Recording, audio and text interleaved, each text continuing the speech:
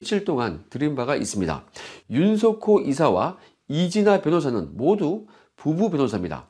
자, 옵티머스 그 이사의 아내가 청와대 민정비서관실에 행정관으로 들어간 것 그 자체부터 매우 수상한 것이고, 과연 거기에서 무슨 일을 했는지, 자, 거기에 대해서 제가 의문을 제기를 했습니다. 자, 그리고 이광철 민정비서관과 함께 댓글 사건 때 국정원 여직원을 감금했던 그 피의자들의 변호를 함께 했다고도 제가 소개를 드린 바가 있습니다.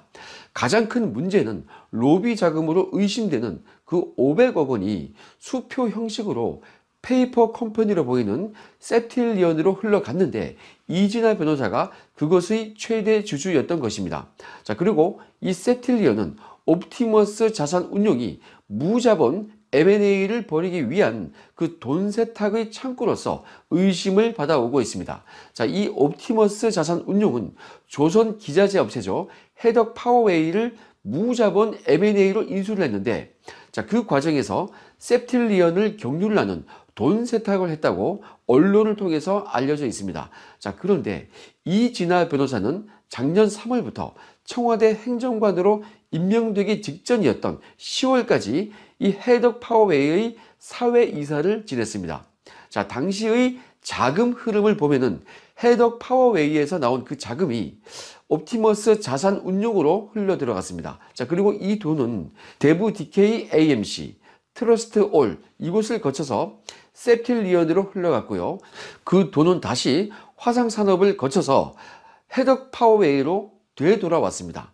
이 과정에서 세틸리언과 옵티머스의 지분을 보유했었던 이 변호사가 해덕 파워웨이의 이사까지 지냈기 때문에 얼마나 그 많은 내용을 알고 있겠습니까? 자, 바로 이러한 옵티머스의 사람이 청와대 민정비서관실의 그 행정관으로 임명이 되었던 것입니다. 자, 특히 2018년 4월에 옵티머스 자산운용의 주식 9.85%를 취득을 했는데, 자, 이에 대해서 그의 배우자 윤 이사는 이렇게 말을 했습니다. 김재현 대표가 지분을 나누어서 취득하는 것이 좋겠다. 자, 이렇게 말을 해서 아내의 이름으로 주식을 취득을 했다. 자, 그런데 여러분, 이 말은 참 믿기가 힘들죠. 자, 오늘 나온 조선일보의 특정 보도에 의하면 이진아 변호사는 이 옵티머스 주식을 김재현 대표의 비서 명의로 차명 보유를 한 채로 청와대에서 행정관으로 근무했다. 자, 이렇게 보도를 했습니다. 자, 이 단독 보도는 청행정관 옵티머스 주식 숨기고 6월까지 민정실 근무, 자, 이렇게 제목이 달려 있습니다. 자, 이 기사는 저와 상당수의 양심선언을 함께 했던 저의 친한 동생이 썼습니다. 아주 유능한 기자죠. 자, 내용도 매우 좋습니다. 피해액이 5천억 원에 달하는 옵티머스 펀드 사건과 관련해서 작년 10월부터 청와대 민정비서관실 행정관으로 근무했던 이 변호사가 청와대 재직 기간 중에 자신의 옵티머스 지분 9.8%를 차명 전환을 하고 이것을 은폐한 상태에서 올 6월까지 계속 근무를 했다. 이것이 골자입니다. 자, 여러분, 그런데 문제는 지난 6월에 판매 중단 등등 옵티머스 사태가 불거지기 시작을 하면서 서울중앙지검 조사부가 수사에 착수를 했는데요. 자, 이때 이 변호사, 당시 이 행정관의 옵티머스 지분 차명 전환과 관련된 그 진술을 확보했었다고 합니다. 자, 지금 이 내용이 아주 중요합니다. 김재현 대표의 비서 S씨는 검찰에서 진술을 하기로 2019년 말 또는 2020년 초에 김재현 대표가 자신에게 이렇게 지시를 했다고 합니다. 이 변호사가 청와대에 근무를 하고 있기 때문에 주식 소유권을 이전해야 한다. 이렇게 했다는 것입니다. 자, 그래서 날짜를 청와대 근무 이전으로 소급을 해서 비서 S씨가 주식을 넘겨받은 것으로 그 계약서를 작성했다는 것입니다. 자, 심지어 비서 S씨는 그 주식 대금을 어떻게 했는지 모른다고 진술을 했습니다. 자, 이 말대로라면은 차명 계좌 보유는 뭐 거의 사실인 것 같습니다. 자, 그 주식 대금이 어디에서 나와서 어디로 흘러갔고 지금은 그 행방이 어떠한지 이것을 반드시 밝혀내야 할 것입니다. 어렵지 않습니다. 자, 이쯤 되면은 이 변호사를 조사를 함과 동시에 로비 의심 자금이죠. 500억 원을 추적을 하는 것이 이 수사의 핵심이라는 것을 다시 한번 확인할 수 있겠습니다. 자, 그러면 남아있는 것은 이 변호사, 그리고 윤 이사, 김 대표 등등 옵티머스의 핵심 관계자들을 추가 조사를 함과 동시에 그 500억 원의 그 로비 자금의 행방을 추적을 하는 것입니다. 자, TV조선의 단독 보도에 의하면 그 500억 원은 수표로서 septillion에 전해졌다. 자, 이렇게 알려져 있는데, 만약 이것이 사실이라고 한다면 이 수사의 핵심은 이 500억 원의 수표를 추적을 해서 최종 사용처를 확인을 하는 것입니다. 자, 이것은 여러 가지 경우의 수가 있습니다. 자, 일단 그 500억 원이 만약에 수표 한 장으로 이 고액권으로 septillion 계좌에 들어갔다. 자, 그렇다면은 이 거액의 수표가 그대로 계좌에 들어갔는지, 아니면은 이 고액권 수표가 작은 단위의 수표로 쪼개져 가지고 재발행되었는지, 자, 여기에 따라서 그 양상은 달라질 것입니다. 자, 계좌에 그 큰 금액이 한 번에 들어갔다. 자, 그러면은 거기에서 또 어디로 흘러갔는지 계속 따라가는 단순한 추적을 일단 해야 합니다.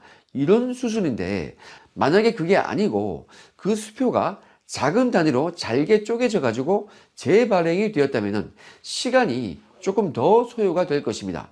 자, 하지만 이 시간이 걸리는 만큼 복수의 그 다수의 수표를 추적을 하다 보면은 의미 있는 수사의 단서가 나올 그 확률 또한 매우 높아지는 것입니다.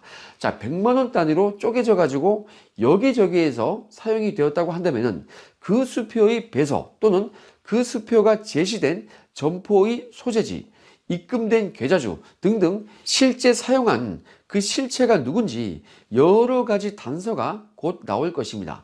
그 사람들 모두 불러가지고 검찰이 조사를 하게 되는 그런 수순으로 진행이 될 것입니다. 자, 그런데 이런 것을 단순히 따라가기만 하면 안 되고, 금융기관의 회신을 그대로 수동적으로만 받기만 하지 말고 반드시 금융기관의 그 현장으로 그 전표가 작성되었던 그 은행의 점포로 찾아가서 세탁 여부까지 확인을 해야 합니다.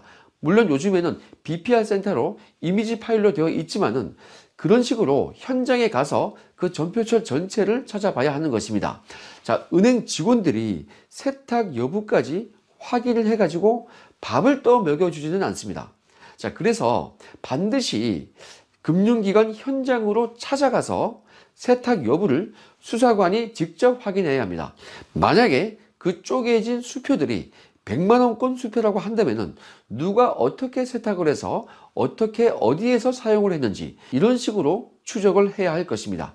제가 강조를 하는 것은 자금 추적을 하지 말고 계좌 추적을 하지 말고 자금 세탁 수사를 하라는 것입니다.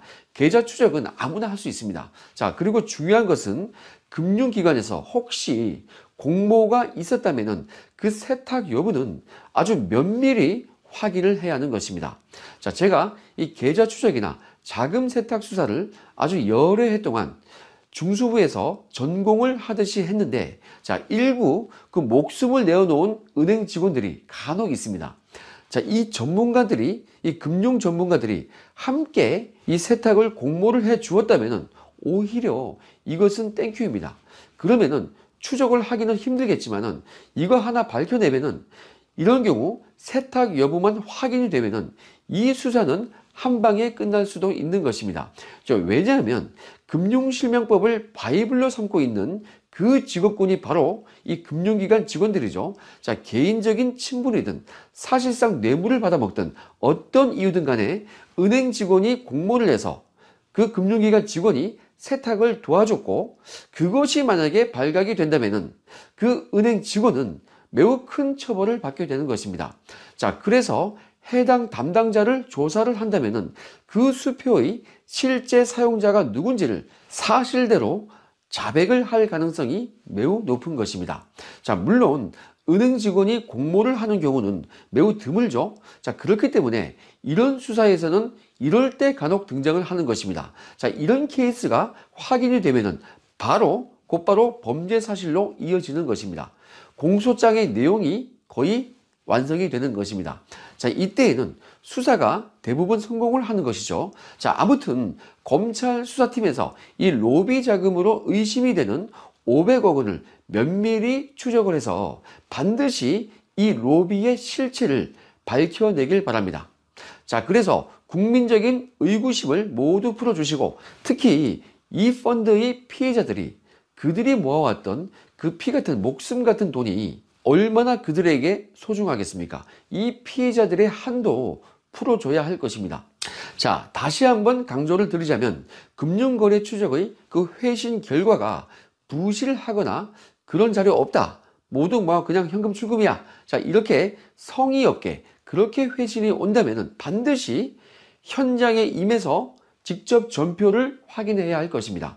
자, 힘들더라도 전표처를 낱낱이 뒤져보면은 모두 확인이 가능할 것입니다. 자, 그래서 과연 이 옵티머스 사건에서 지금 이슈가 되고 있는 그 명단에 있는 유력 인사들이 실제로 금품을 수수했는지 그 여부가 확인된다면 이 정부의 최대 스캔들로 번질 것으로 기대가 되는 것입니다. 자, 이 옵티머스와 라임 사건에서 로비 얘기가 계속 흘러나온다는 것은 이 정부가 말기에 접어들었고 힘이 없다는 것입니다. 그 범죄자들을 도와줄 수가 없다는 것입니다. 자, 이러면은 검찰을 통해서 사건을 틀어막는 것도 한계가 올 것이고, 특히 이 두 사건 이외에 다른 사건도 추가로 계속 터져버린다면은 검찰도 더는 이 권력의 눈치를 보지 못할 것입니다. 자, 이제 말기에 신호탄이 쏘아 올려진 상태이기 때문에 민정수석실에서 무슨 일을 했는지 많은 의심을 받고 있는 지금 매우 의문스러운 그런 사실이 포착이 되어 있습니다. 우선 SBS의 단독 보도에 의하면 옵티머스의 사내 변호사 윤석호 이사의 그 배우자죠, 이진아 변호사가 청와대 민정수석실 행정관으로 들어간 이후부터 이 옵티머스 측이 윤 이사의 급여를 3배나 올려줬다는 것입니다. 자, 그 이전에는 월 500을 받다가, 자, 배우자가 청와대 민정실로 들어가고 나서는 월 1,500씩 받았다는 것입니다.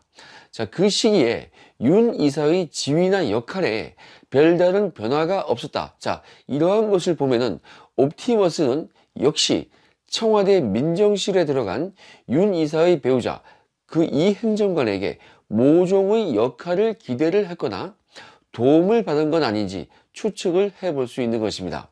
자, 그런데 이 배우자 이진아 변호사가 청와대 민정비서관실에서 재직을 하고 있던 금년 2월에 청와대 민정수석실이 금융감독원 전 직원을 대상으로 해서 5일간 공문도 없이 감찰을 벌였다는 것입니다.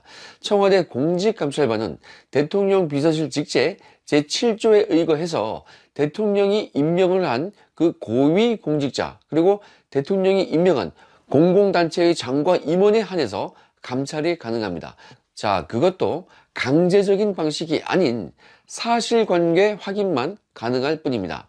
자, 실제로 2급 이상 행정부 소속의 고위 공직자는 감찰 대상이 될 거고요. 자, 그래서 각 부의 장관과 차관, 실장, 국장급을 대통령이 임명을 하기 때문에, 자, 이 민정수석실 감찰반에서 감찰을 할 수 있는 것입니다. 물론 민정비서관실이 아니고 반부패 비서관실 소속의 공직감찰반이 감찰을 할 수 있을 것입니다.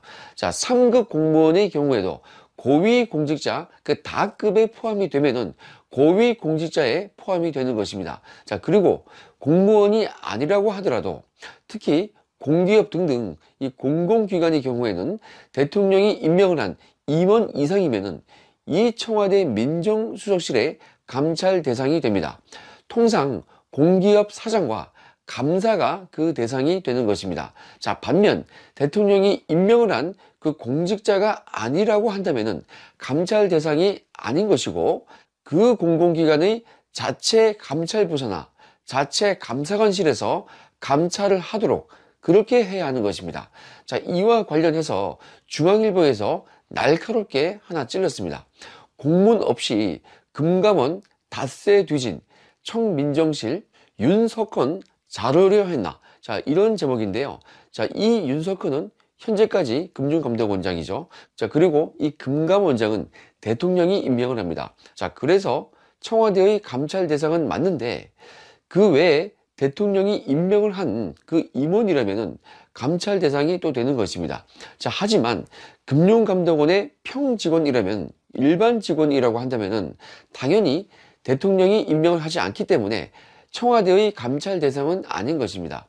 자, 그런데 이렇게 감찰 대상이 아닌 일반 평직원들을 대상으로 지난 2월에 청와대 감찰반이 감찰을 실시했다. 자, 이것이 조금 문제가 되는 것입니다. 국민의힘 윤창현 의원실이 이 금감원으로부터 답변을 받은 자료에 의하면 청와대 민정수석실 소속 선임행정관 등등 감찰반원 5명이 지난 2월 초에 금감원을 상대로 무려 5일 동안 감찰을 실시했다는 것입니다. 자, 당시 반부패 비서관실 소속으로 추정이 되는 그 감찰반원들이 금감원 직원에 대해서도 감찰 권한이 있다. 자, 이러면서 민정수석실 운영 세칙으로 보이는 서류를 제시를 하면서 닷새간 감찰을 강행을 했다는 것입니다.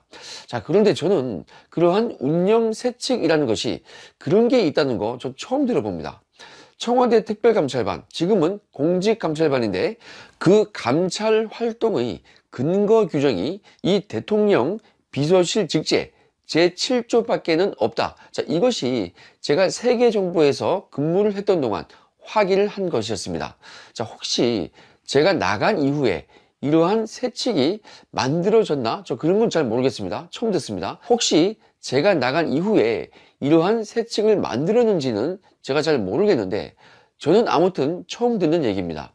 자, 이러한 세칙이 있다고 하더라도 상위 법령이죠. 이 대통령 비서실 직제에 위배가 되기 때문에 위헌적인 위법한 것입니다. 자, 윤석헌 금감원장도 지난 7월 29일자에 국회 정무위원회에 출석을 해서 이 사실을 인정을 했습니다. 자, 실무자들은 감찰 대상이 아니라는 것입니다.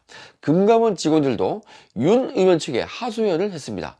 당시에 공문도 없이 감찰 전 과정이 청와대와 금감원장 간에 구두로 진행이 되어서 내내 당혹감을 느꼈다는 것입니다. 자, 이렇게 2월부터 4개월간 금감원을 감찰을 했지만은 별다른 비리를 찾아내지 못했다는 것인데 지난 6월에 해외 금리 연계 파생결합 펀드 사태 여기에 대한 책임을 물어서 윤 원장에게 금감원 간부 2명을 상대로 중징계를 하라고 요청을 했다. 이것이 전부였습니다. 자, 4개월간 먼지 털듯이 털었지만은 결과물이 참으로 초라하죠. 자, 결과적으로 보면은 아주 무리한 감찰이고 감찰 대상도 위법했던 것으로 보이는데 자, 도대체 왜 이렇게까지 먼지털이식 감찰을 했을까요? 자, 금융감독원도 사정기관이죠. 자, 저는 이런 식으로 사정기관을 상대로 청와대 감찰반이 털었다. 이런 것은 아주 이례적이라고 판단을 합니다. 자, 사실 이런 것은 사정기관에 대한 예의가 아닙니다. 자, 그렇게까지 하기 위해서는 확실한 물증이 있고 나서 그걸로 이제 사정기관도 감찰을 할 수 있는 거예요. 자, 이렇게 5일간 사정기관을 막 먼지 털듯이 털어버리면서 이 사정기관을 우스갯감으로 만들어버리면은 그 금감원의 감독에 대해서 일반 금융기관들이 과연 잘 따를 수 있겠습니까? 자, 그렇게 되면은 금감원의 영이 먹히지 않는 것입니다.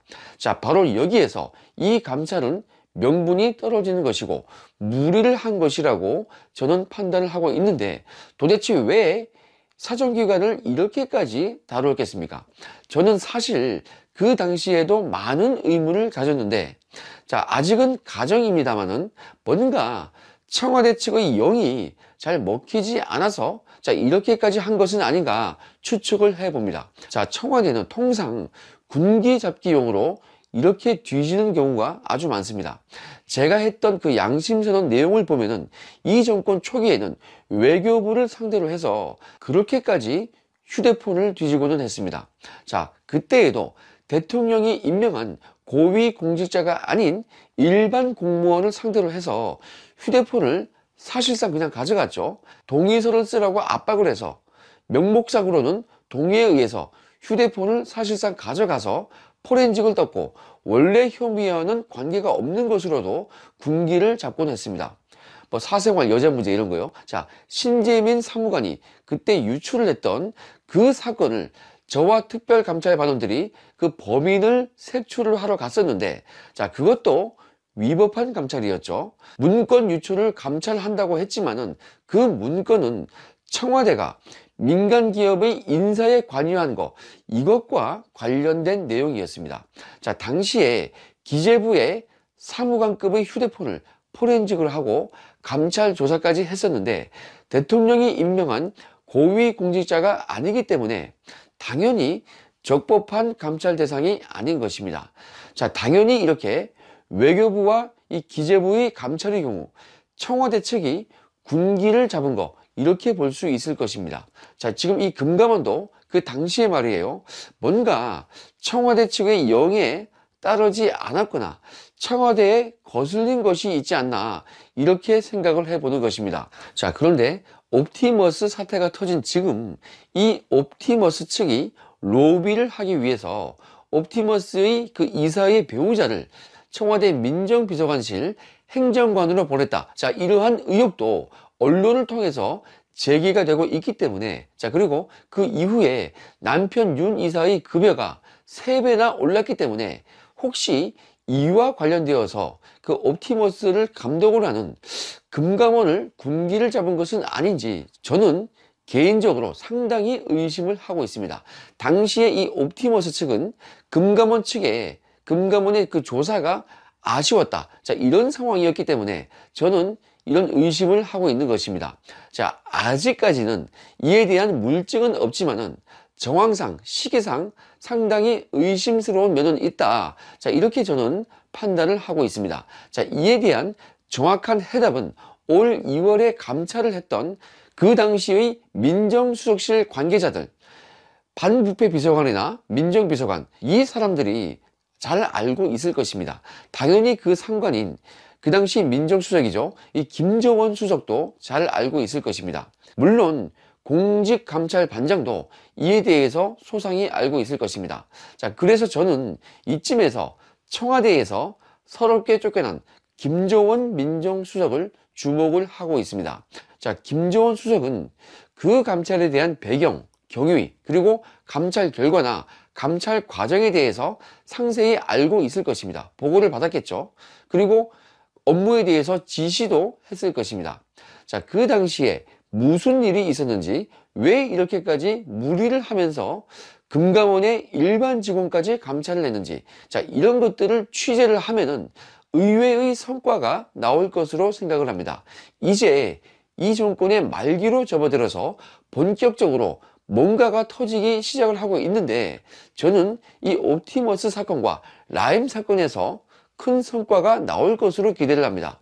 라임 사건에서도 김봉현이가 법정에서 이렇게 증언을 했습니다. 자, SBS 단독 보도에 의하면 김 의원이 금감원장과 부원장에게 전화를 해주겠다, 이렇게 말을 한 뒤에 2차례 통화를 했다고 전하고 있습니다. 자, 당시 김 의원은 그 통화에서 토종 펀드인 라임 펀드 상품이 은행 판매가 막혔다고 하는데 금감원 차원에서 해결을 해줘야 하는 거 아니냐, 자, 이렇게 말을 하는 것을 들었다고 합니다. 자, 그 전화를 끊은 뒤에는 금감원에서 고강도 조사 착수는 아니라고 하는 것 같다, 자, 이렇게 얘기했다는 거, 이 단독 보도를 SBS가 전했습니다.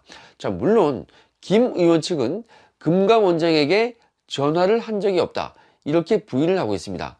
강기정도 펄쩍 뛰고 김 의원도 펄쩍 뛰고 있는 것입니다. 자, 이렇게 라임 사건이나 옵티머스 사건이나 둘 다 모두 이 금감원의 감독에 대해서 벌벌 떨고 있던 그런 입장이기 때문에 힘이 있는 여당 의원이 전화를 한 통 해주는 거, 이것이 매우 아쉬운 상황이었죠. 자, 바로 이런 점에서 저는 이 석연치 않게, 자, 그것도 불법적인 방법으로 청와대가 금감원 평직원까지 감찰을 했다, 자, 이것에 대해서 의심을 하고 있는 것입니다. 자, 이 사건이 의심에 그치지 않고 제대로 터지기를 기대하면서